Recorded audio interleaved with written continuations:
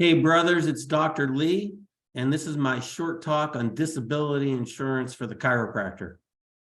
For those of you that don't know me, I'm a second-generation chiropractor, graduated from Life in '86, was in private practice hands-on '86 to 2010, worked with many associates, successfully selling 17 practice and coaching hundreds of chiros. Here's a picture the day when I became president of Lambda in Atlanta in January of 1986. We were 70 brothers plus strong. Disability insurance is really important. While all of us are going to die, obviously, at some point in our lives, you have a much greater chance of being disabled in any given year. As you become more successful, and you have family and perhaps other people and other entities that are dependent on you financially, it is actually very important to have the proper disability insurance. However, like every other type of insurance or even every other purchase, there are many different options and perhaps tricks and ways to end up not having the insurance that you really need. And so here are several of them. The first, of course, is own occupation definition of disability. And so somebody asked about generic plans like AFLAC. You can get generic plans, but the difference between being disabled and being own occupation disabled is, let me do it another way. The definition of own occupation is that you are unable to do the material and substantial tasks of that occupation, as opposed to not being able to lick stamps is the proverbial example. And so if you became totally decapacitated and you couldn't move, then you would be disabled under anybody's circumstance, but you have a much greater likelihood of losing the ability to adjust, losing perhaps sight, losing the ability to be on your feet all day long. And so we can no longer perform the normal material and substantial duties of being a chiropractor. And so this is critical. Your disability insurance must be own occupation definition. The second issue is the waiting period. This is the time between the date that you became officially disabled and when the insurance is supposed to start to pay. It's like a deductible and other type of insurances, sort of. So the longer the waiting period, the more you would save in a premium.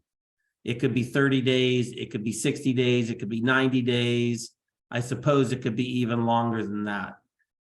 The third issue is the benefit period, or how long will the insurance company pay you if you become disabled and are never able to work again.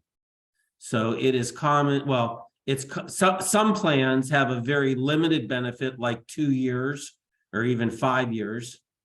The general strong individual disability insurance plans will pay to age 65. If you can find, and what I had from my insurance plan from the 90s that still I have in force, is if I became disabled, it would pay me until I died. And of course, that makes a huge difference between a 2 or 5 year payment period, paid till you're 65 or paid even until you die. The next issue, also critical as we're starting to experience high inflation, is there should be a COLA, cost of living adjustment, rider in the policy, meaning if you became disabled and they started paying you, say it was $10,000 a month, that they would pay you a cost of living adjustment each year. And I believe mine is 4%. And so once they start paying, the next year it'd be $10,400 per month, and then $10,816 per month, or whatever the math is.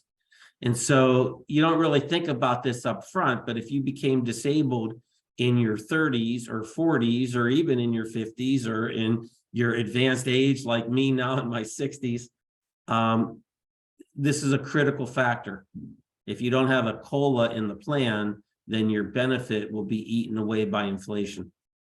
The next issue is guaranteed renewability. And so on an individual plan, once you qualify, as long as you pay your premium in your current every year, Your plan is typically guaranteed renewable. So for as an example, my plan, I bought it when I was 29. I'm now 60. I'll be making the 31st premium payment in July, and mine is guaranteed renewable until age 65. Right? So once you qualify once, if you become sick, they can't then not write you a plan going forward. Group versus individual. And so when you go out to try to buy it today in 2023, own occupation, lifetime benefit, low waiting period, a $10,000 a month or more payment is very expensive. It's probably, it could even be several $1,000s a month. It could be $25,000 a year. And if you're $1 million producer, that's something to really think about. The way the best option is currently sold is to buy a small individual plan and then to have group insurance where every employee in the office is covered. And so you can end up essentially dispersing the cost of the insurance by bringing in low risk individuals. However, with group insurance, you want to check all of these other things that I talked about before. Most are not guaranteed renewable, which means that you would have to qualify either every year or every couple of years for the insurance. In order to qualify for the insurance, either once or repetitively, they do blood work and they do a brief physical. Like typically the nurse will come out to the office and draw your blood and she'll do a physical. And so, they're looking for what your baseline is and do you meet their risk criteria. A business-wise, the next issue is critically important. You want to make sure that you clearly document that you pay your disability insurance premium with after-tax dollars.